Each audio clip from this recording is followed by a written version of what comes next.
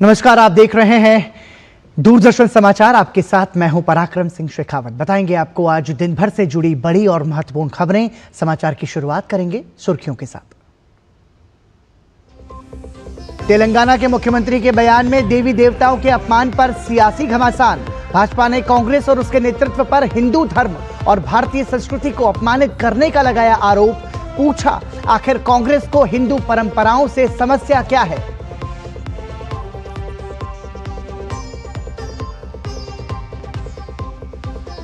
दो दिन के बाद संसद में टूटा गतिरोध, हुआ कामकाज। तंबाकू उत्पादों पर समान कर बोझ वाले केंद्रीय उत्पाद शुल्क विधेयक को लोकसभा की मंजूरी। प्रश्नकाल में बोले केंद्रीय मंत्री अश्विनी वैष्णव, फेक न्यूज डेमोक्रेसी के लिए खतरा।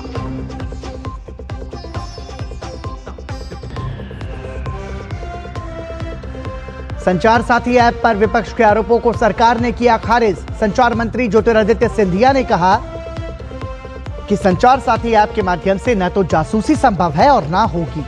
मोबाइल में ऐप को पहले से अनिवार्य रूप से लगने का आदेश वापस।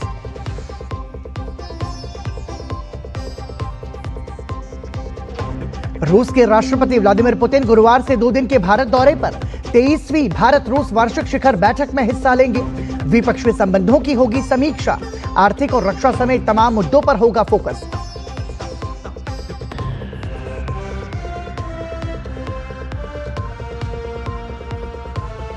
और छत्तीसगढ़ में सुरक्षा बलों को बड़ी सफलता। दंतेवाड़ा और बीजापुर के सीमावर्ती पश्चिमी बस्तर डिवीजन में मुठभेड़ के दौरान 12 नक्सली ढेर।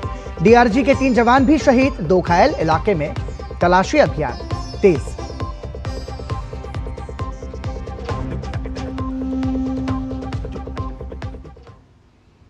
और सुर्खियों के बाद खबरों पर नजर विस्तार से।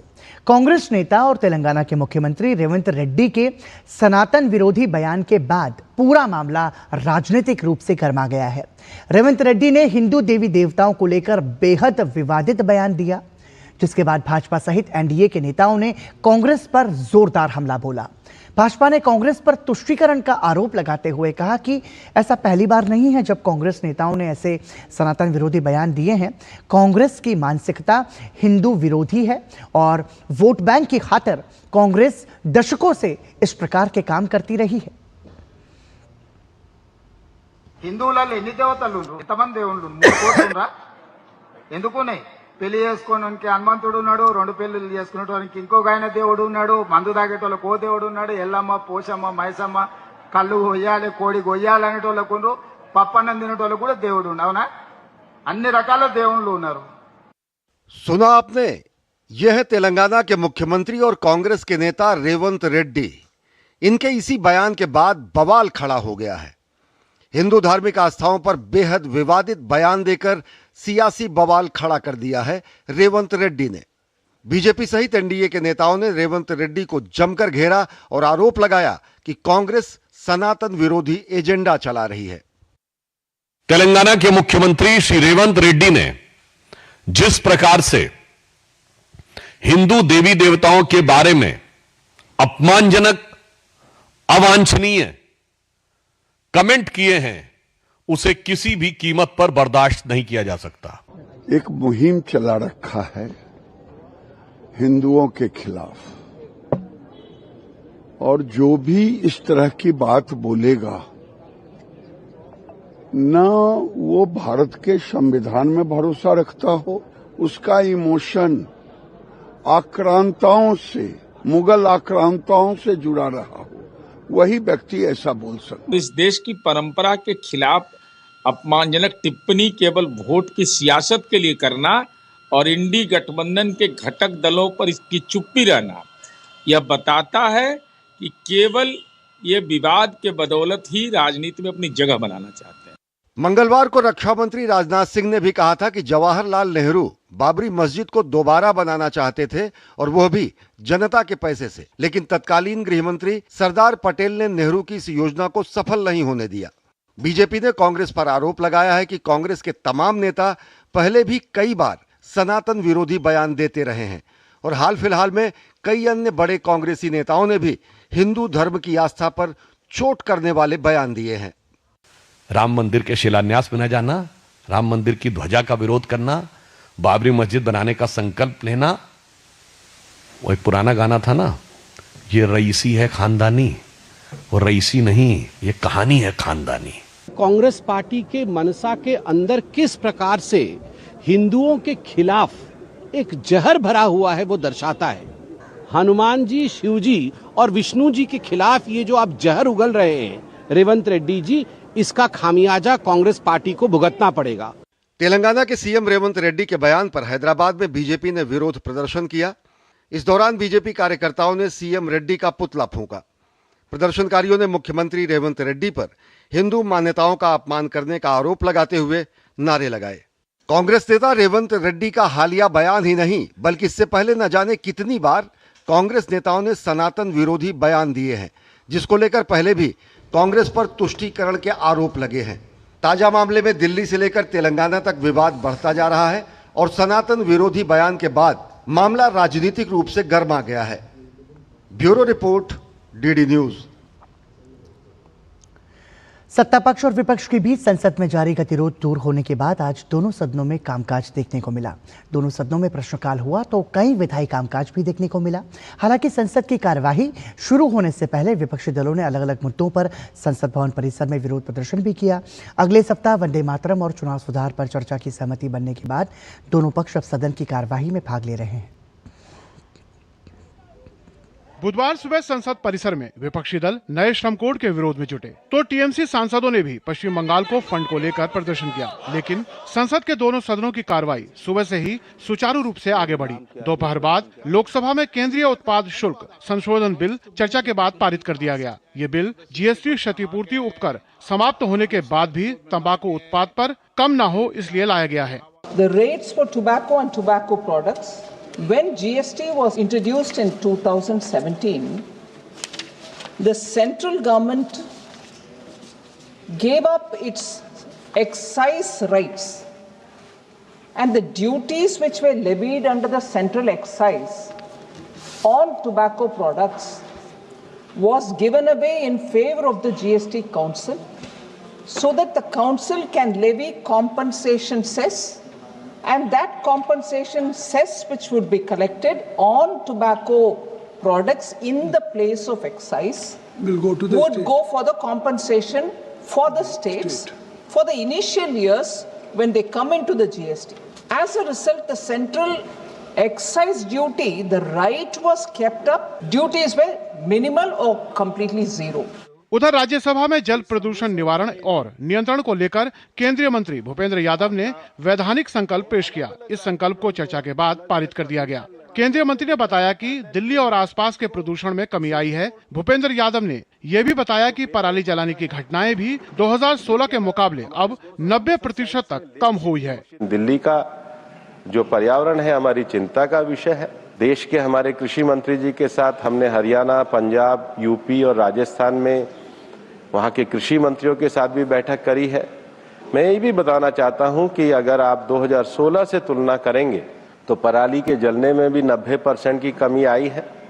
मैं मानता हूँ कि अभी स्थिति में और सुधार करने की आवश्यकता है, लेकिन अगर 400 से ऊपर के AQI के डे हैं तो उसकी भी संख्या इस बार तुलनात्मक रूप से लगातार कम होते जा रहे हैं। शीतकालीन सत्र के दौरान दोनों सदनों में शून्यकाल भी पूरा चला। सांसदों को जनहित के मुद्दे उठाने का खूब मौका मिला। लोकसभा और राज्यसभा में विपक्ष के साथ साथ सत्ता पक्ष के सांसदों ने कई मुद्दे उठाए। पंजाब में इस साल आई भीषण बाढ़ को लेकर शिरोमणि अकाली दल और आम आदमी पार्टी के सांसदों के बीच नोकझोंक देखने को मिली।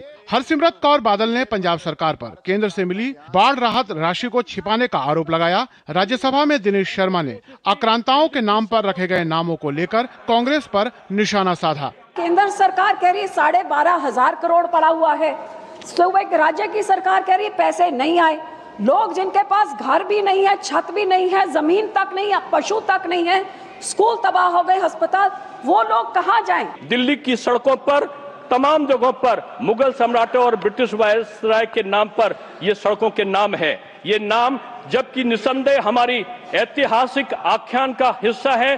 स्वतंत्रता के बाद मुझे कहने में कोई अतिशयोक्ति नहीं है कि कांग्रेस पार्टी ने सभी समुदायों के धार्मिक गुरुओं, स्वतंत्रता संग्राम सेनानी और देशभक्तों के सर्वोच्च बलिदान का अपमान किया। गौरतलब है कि शीतकालीन सत्र में गतिरोध समाप्त होने के बाद दोनों सदनों में खूब कामकाज देखने को मिला है। चुनाव सुधारों पर लोकसभा में मंगलवार को चर्चा होनी है। उससे पहले सोमवार को वंदे मातरम के 150 वर्ष पूरे होने पर चर्चा होनी है। कुमार आलोक, अनुज यादव, शैलेंद्र मिश्र के साथ नीरज सिंह की रिपोर्ट, डीडी न्यूज। संसद के दोनों सदनों में गतिरोध थमने के बाद प्रश्नकाल चला तो कई मंत्रालयों से संबंधित सवाल जवाब हुए। सदस्यों के महत्वपूर्ण सवालों पर सरकार की ओर से संसद में जवाब दिए गए। आज किन मंत्रालयों से जुड़े सवाल जवाब हुए, देखिए हमारी इस रिपोर्ट में। संसद के दोनों सदनों में इस सत्र के दौरान प्रश्नकाल पूरा चला। लोकसभा में प्रश्नकाल के उत्तर में केंद्रीय मंत्री अश्विनी वैष्णव ने कहा कि फेक न्यूज लोकतंत्र के लिए खतरा है। उन्होंने सोशल मीडिया, भ्रामक खबरों और एआई जनित डीप फेक पर सख्त कार्रवाई की जरूरत बताई। अश्विनी वैष्णव ने कहा कि एआई जनित डीप फेक की पहचान करने और उनके खिलाफ कार्रवाई करने के लिए एक नया मसौदा नियम प्रकाशित किया गया है। Fake news is a threat to our democracy today और हमें सोशल मीडिया पर, फेक न्यूज पर, एआई जनरेटेड डीप फेक पर स्ट्रिक्ट एक्शन लेने की और कड़े नियम बनाने की वाकई बहुत सख्त जरूरत है।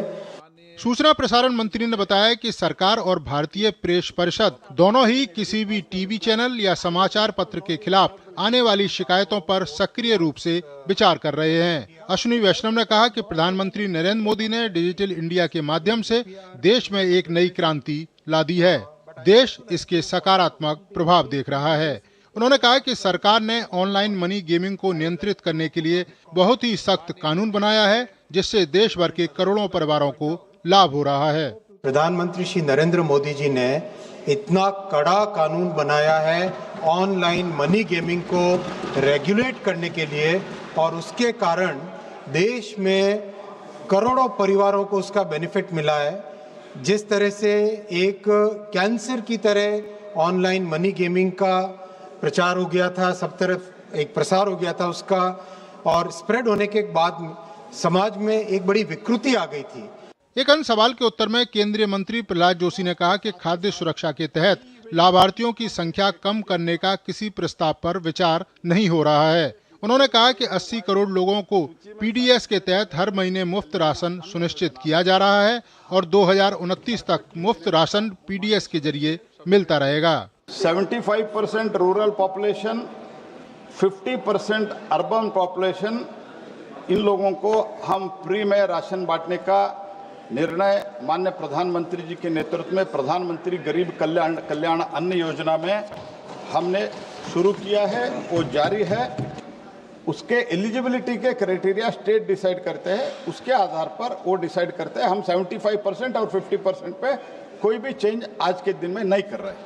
उधर राज्यसभा में प्रश्नकाल के दौरान शिक्षा मंत्री ने तमिलनाडु में नई शिक्षा नीति से जुड़े सवाल का उत्तर दिया। एक अन्य सवाल के उत्तर में सहकारिता राज्य मंत्री ने बताया कि पूरे देश में 8 लाख से अधिक सहकारी संस्थाएं हैं। महाराष्ट्र में सबसे ज्यादा 1.25 लाख से ज्यादा सहकारी संगठन काम कर रहे हैं। केंद्र सरकार सहकारी संस्थाओं को मजबूत करने का कार्य कर रही है। कुमार आलोक, अनुज यादव के साथ नीरज सिंह, डीडी न्यूज।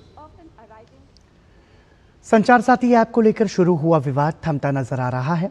दूरसंचार मंत्रालय के द्वारा मोबाइल फोन निर्माता कंपनियों को संचार साथी ऐप को नए फोन में अनिवार्य रूप से इंस्टॉल करने के फैसले के बाद विपक्षी दलों ने इसका विरोध किया, जिसके बाद दूरसंचार मंत्री ने स्पष्ट किया कि नए फोन में मौजूद संचार साथी ऐप अगर कोई इस्तेमाल नहीं करना चाहता है तो उसे डिलीट कर सकता है और उसे इस्तेमाल करना अनिवार्यता नहीं है। सबके फायदे का साथी, लेकिन मुद्दा बना सियासी। विपक्ष ने उठाए सवाल, सरकार ने आशंकाओं को किया खारिज।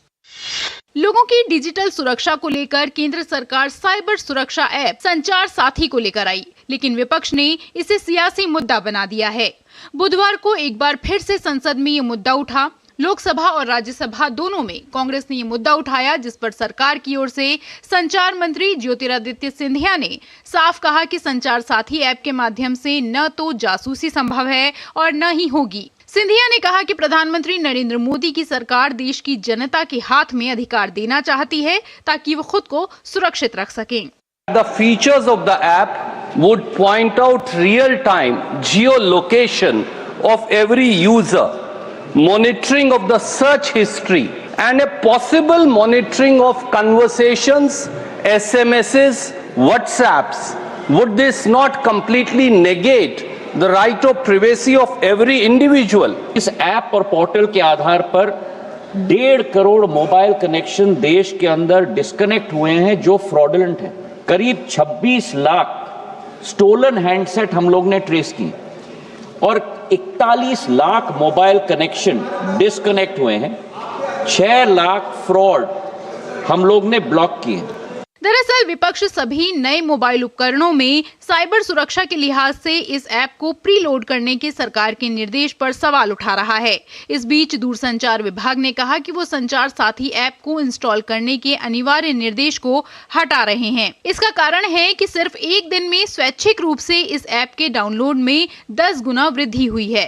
विभाग ने एक बयान में कहा कि उपयोगकर्ताओं की संख्या तेजी से बढ़ रही है और ऐप इंस्टॉल करने का आदेश इस प्रक्रिया को तेज करने और कम जागरूक नागरिकों तक ऐप को आसानी से पहुंचाने के लिए दिया गया था। सिर्फ पिछले एक दिन में 6 लाख नागरिकों ने ऐप डाउनलोड करने के लिए पंजीकरण कराया है।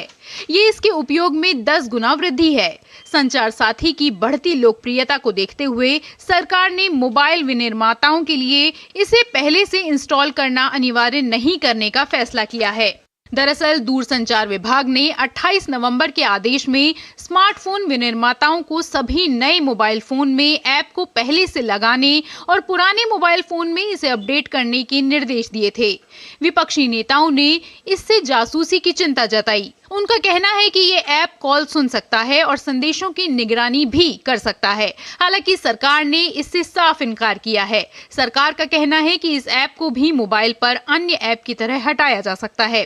सरकार के मुताबिक इस ऐप की जनभागीदारी के आधार पर साइबर धोखाधड़ी से नागरिकों को बचाना और मोबाइल चोरी की घटनाओं को कम करना ही इसका उद्देश्य है। पार्लियामेंट टीम और तपस भट्टाचार्य के साथ bureau report, DD news.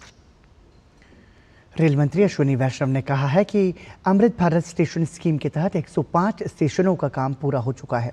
Lok Sabha में एक लिखित प्रश्न के लिखित जवाब में रेल मंत्री अश्विनी वैष्णव ने बताया कि सरकार ने स्टेशनों के रीडेवलपमेंट के लिए लंबे समय के नजरिए से ये स्कीम शुरू की थी और इसके तहत 1337 स्टेशनों की पहचान की गई है।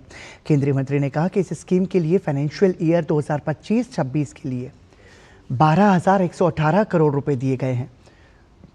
उन्होंने कहा कि ये स्कीम रेलवे स्टेशनों को वेटिंग हॉल, टॉयलेट, बैठने की व्यवस्था, water booth, parking area, multi modal integration और दिव्यांगजनों के लिए सुविधाओं के साथ अपग्रेड करने पर फोकस करती है।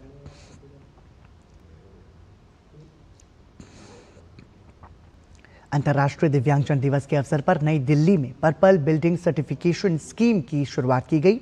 ये स्वैच्छिक प्रमाणन योजना इमारतों को इस आधार पर प्रमाणित करेगी कि वे सहायक उपकरण का उपयोग करने वाले लोगों के लिए सुलभ और अनुकूल हों, ताकि उन्हें इन इमारतों में प्रवेश या सुविधाओं तक पहुंचने में किसी भी प्रकार की चुनौती का सामना न करना पड़े। स्कीम की शुरुआत करते हुए सड़क एवं परिवहन मंत्री नितिन गडकरी ने कहा कि समाज में सबको बराबरी का हक मिले, यह हमारी सामाजिक जिम्मेदारी है। उन्होंने कहा कि दिव्यांगजनों के लिए उपकरणों को अंतर्राष्ट्रीय स्तर के मानक के अनुरूप बनाने की जरूरत है। इस मौके पर भारत के स्पेशल ओलंपिक्स की अध्यक्ष डॉक्टर मल्लिका नड्डा भी मौजूद रहीं। समाज में संवेदनशीलता, social sensitiveness, social consciousness and social responsibility ये हम सबकी है और सबको बराबरी के अधिकार है। तो मुझे लगता है कि निश्चित रूप से आने वाले समय में इन सब बातों की सुविधाएं सभी दिव्यांगों के लिए हम उपलब्ध कराएं और आज का ये जो बिल्डिंग सर्टिफिकेशन स्कीम जो है, ये निश्चित रूप से नीति आयोग से अनुरोध करूंगा कि वो इसका प्रारूप तैयार करके अगर आगे लाएंगे तो सभी डिपार्टमेंट उनको कोऑपरेट करेंगे, ताकि दिव्यांगों को उनके ये मूलभूत अधिकार है वो जरूर प्राप्त होगा। और प्रधानमंत्री जी बार बार इस बारे में हम सबको कहते रहते हैं और विशेष रूप से आग्रही है, तो मुझे लगता है कि निश्चित रूप से आगे ये विषय बढ़ेगा। रूस के राष्ट्रपति व्लादिमीर पुतिन भारत की 2 दिवसीय राजकीय यात्रा पर आ रहे हैं, जहां वो 23वीं भारत रूस वार्षिक शिखर बैठक में हिस्सा लेंगे। ये दौरा दोनों देशों के रणनीतिक और द्विपक्षीय रिश्तों को नई मजबूती देने वाला माना जा रहा है।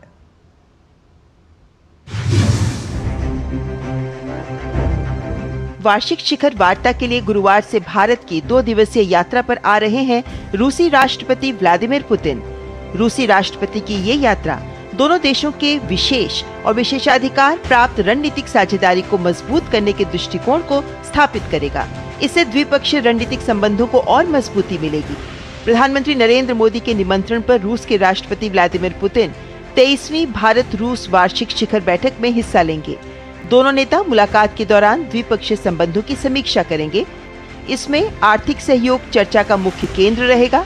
साथ ही व्यापार, समुद्री सहयोग, स्वास्थ्य, मीडिया, संस्कृति, विज्ञान और तकनीक, रक्षा, ऊर्जा और परमाणु सहयोग से जुड़े कई मुद्दों पर बात होगी। दोनों देशों का लक्ष्य द्विपक्षीय व्यापार को संतुलित और टिकाऊ बनाने, तकनीक व निवेश में साझेदारी को बढ़ाना है। भारत का दवाइयों, कृषि उत्पाद, टेक्सटाइल्स का निर्यात बढ़ाने पर विशेष ध्यान होगा। इसके साथ ही उर्वरक की दीर्घकालिक आपूर्ति सुनिश्चित करना प्राथमिकता में शामिल है। भारतीय और रूसी पक्ष नई दिल्ली द्वारा प्रस्तावित यूरेशियन आर्थिक संघ के साथ मुक्त व्यापार समझौते पर भी चर्चा कर सकते हैं। दोनों देश आपस में कनेक्टिविटी बढ़ाने पर भी जोर देंगे, जिसके तहत चेन्नई व्लादिवोस्तोक कॉरिडोर और उत्तरी समुद्री मार्ग पर चर्चा की संभावना है। राष्ट्रपति पुतिन की ये यात्रा यूक्रेन संघर्ष के बीच हो रही है और भारत का हमेशा से ये रुख रहा है कि युद्ध का समाधान मैदान में नहीं बल्कि बातचीत और कूटनीति से हो सकता है। रूस ने भारत की भूमिका की हमेशा सराहना की है और कहा है कि मोदी सरकार शांतिपूर्ण समाधान की दिशा में सक्रिय है। भारत और रूस के बीच एक ऐसी व्यवस्था है जिसके तहत भारत के प्रधानमंत्री और रूस के राष्ट्रपति साल में एक बार शिखर बैठक करते हैं और द्विपक्षीय संबंधों की समीक्षा करते हैं। अब तक भारत और रूस में बारी बारी से 22 वार्षिक शिखर बैठकें हो चुकी हैं। रूसी राष्ट्रपति ने आखिरी बार 2021 में नई दिल्ली की यात्रा की थी। पिछले साल जुलाई में प्रधानमंत्री मोदी वार्षिक शिखर बैठक के लिए मॉस्को गए थे। रूस भारत का लंबे समय से साझेदार रहा है और वो नई दिल्ली की विदेश नीति का एक महत्वपूर्ण स्तंभ बना हुआ है। पीएम मोदी ने हाल ही में चीन में आयोजित शंघाई सहयोग संगठन यानी SCO सम्मेलन में राष्ट्रपति पुतिन से मुलाकात की थी। Bureau report, DD news. राष्ट्रपति द्रौपदी मुर्मू ने केरल के तिरुवनंतपुरम में नौसेना दिवस 2025 समारोह में मुख्य अतिथि के रूप में इस कार्यक्रम में हिस्सा लिया। साथ ही राष्ट्रपति द्रौपदी मुर्मू ने भारतीय नौसेना द्वारा परिचालन प्रदर्शन का अवलोकन भी किया। राष्ट्रपति ने समारोह को संबोधित करते हुए कहा कि खतरों को रोकने से लेकर पायरेसी का मुकाबला करने तक, हमारे विशेष आर्थिक क्षेत्र की सुरक्षा से लेकर नेविगेशन की स्वतंत्रता सुनिश्चित करने तक हमारी नौसेना की भूमिका पारंपरिक रक्षा से बहुत आगे तक है।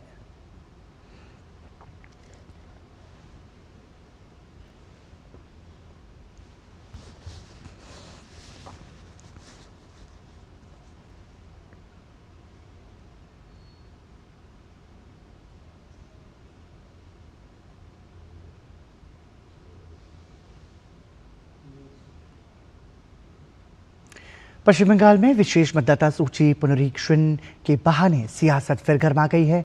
एक और काम के दबाव का हवाला देकर तृणमूल समर्थित सरकारी कर्मचारी संगठनों का एक समूह पिछले 10 दिनों से मुख्य निर्वाचन अधिकारी के दफ्तर के बाहर धरने पर बैठा है।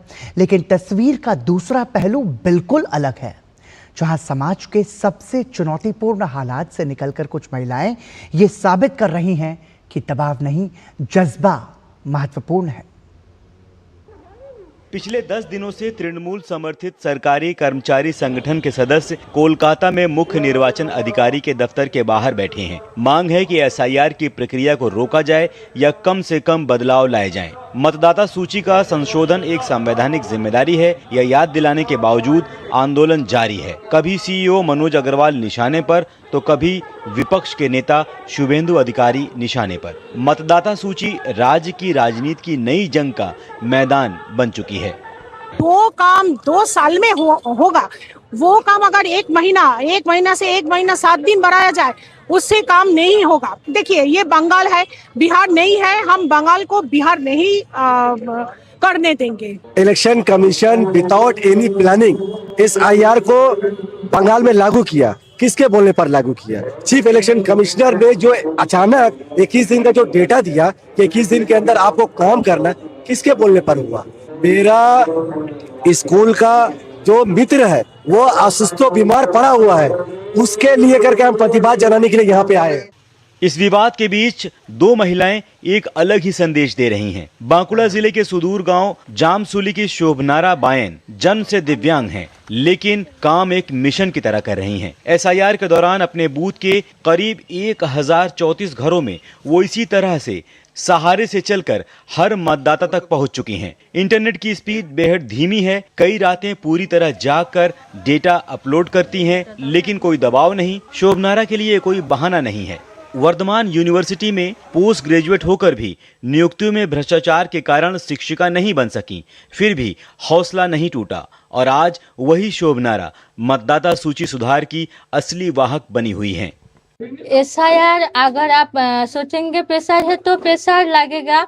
मैं अगर इसे प्रेशर समझती तो इतना दूर आ नहीं सकती। मैं ऐसा भी कोई प्रेशर नहीं के सुसाइड करना पड़े।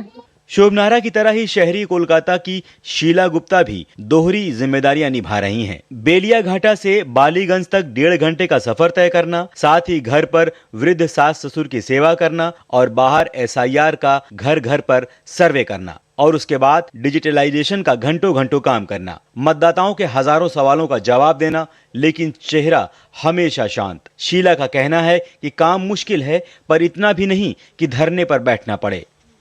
ये काम करने के बाद ही समझ में आया कि एसआईआर जरूरी है। डेटा अपना अपडेट हो रहा है, हम इसको मानते हैं। अगर हम मेरा खुद का अपना निजी अनुभव है कि एक तरह से ये अटेंडेंस हो रहा है, हम प्रेजेंट हैं। तो ये जो बोल रहे हैं कि कोई बीमार हो जा रहा है सुसाइड कर ले, तो हम लोग भी सोच रहे हैं कि क्या इम्यूनिटी पावर बहुत कमजोर होगा उनका। हम तो आपस में ही हम लोग बात करते हैं घर में कि क्या उनका मेंटल हेल्थ इतना अच्छा नहीं था कि ये काम में वैसे फेडअप हो गए और अपना जान गंवा दिए। नहीं, ऐसा भी ये काम नहीं है कि हम जान गंवा दें। एक ओर आंदोलन, दूसरी ओर काम। एक तरफ दबाव का हवाला, दूसरी तरफ हर चुनौती को व्यक्तिगत जीत में बदलने का जज्बा। ये दो कहानियां बताती हैं कि मतदाता सूची का संक्षिप्त पुनरीक्षण सिर्फ प्रशासनिक प्रक्रिया नहीं, बल्कि लोकतंत्र की उस बुनियाद का हिस्सा है जिस पर हर चुनाव खड़ा होता है। अगर आप में शिद्दत है, अगर आप मेहनती हो और अगर आप अपने काम से खुश हो तो कुछ भी हासिल किया जा सकता है। बाकी सब बहाना है और कुछ नहीं। सौरभ दत्ता का report, Bishnupur, DD news. Shillong में मंगलवार को रीजनल एआई इम्पैक्ट कॉन्फ्रेंस 2025 आयोजित हुई, जिसे केंद्रीय मंत्री अश्विनी वैष्णव ने वर्चुअली संबोधित किया। उन्होंने बताया कि केंद्र सरकार का लक्ष्य 1 मिलियन लोगों को आर्टिफिशियल इंटेलिजेंस स्किल्स में प्रशिक्षित करना है। मंत्री ने कहा कि पिछले 5 सालों में 10,300 करोड़ रुपए आर्टिफिशियल इंटेलिजेंस मिशन के लिए दिए गए हैं और 38,000 प्लस जीपीयू वाली कॉमन कंप्यूटिंग फैसिलिटी तैयार की गई है। देश भर में 570 डेटा और एआई लैब स्थापित किए जा रहे हैं, जिनमें से 30 लॉन्च हो चुकी हैं। शिलांग में NEILIT लैब कार्यरत है, जबकि ITI शिलांग, शिलांग पॉलिटेक्निक और ITI तुरा में नई लैब बनाई जाएंगी। कार्यक्रम में सैटेलाइट इंक्यूबेशन सेंटर और डेटा और एआई लैब स्थापित करने हेतु कई MOU भी साइन किए गए। रायपुर में खेले गए दूसरे वनडे में दक्षिण अफ्रीका ने भारत को 4 विकेट से हरा दिया है। भारत से मिले 359 रन के विशाल लक्ष्य को अफ्रीकी टीम ने 4 गेंद शेष रहते हासिल कर लिया। दक्षिण अफ्रीका की वनडे में लक्ष्य का पीछा करते हुए सबसे बड़ी जीत है। दक्षिण अफ्रीका को क्विंटन डिकॉक के रूप में पहला झटका लगा। मार्करम और कप्तान बावुमा ने पारी को संभाला और दूसरे विकेट के लिए 101 रन जोड़े। बवुमा 46 रन बनाकर आउट हुए, वहीं मार्करम शतक लगाने में सफल रहे। वो 110 रन बनाकर आउट हुए। इसके बाद मैथ्यू ब्रिड्जके के 68 और डेवाल्ड ब्रेविस के 54 रन की शानदार पारी की बदौलत अफ्रीकी टीम ने मुकाबले को अपने नाम कर लिया। इससे पहले भारतीय टीम ने 50 ओवर में 5 विकेट पर 358 रन बनाए। कप्तान केएल राहुल 66 और रविंद्र जडेजा 24 रन बनाकर नाबाद लौटे। वहीं विराट कोहली ने 102 रन की एक और शतकीय पारी खेली। कोहली ने लगातार दूसरे वनडे में शतक लगाया। ऋतुराज गायकवाड़ ने भी 105 रनों का योगदान दिया। उन्होंने वनडे करियर का अपना पहला शतक लगाया। यशस्वी जायसवाल 22 और रोहित शर्मा 14 रन बनाकर आउट हुए। और इसी के साथ ही समाचार में अभी के लिए इतना ही, लेकिन डीडी न्यूज़ पर खबरों का सफर लगातार जारी है। दीजिए अनुमति। नमस्कार।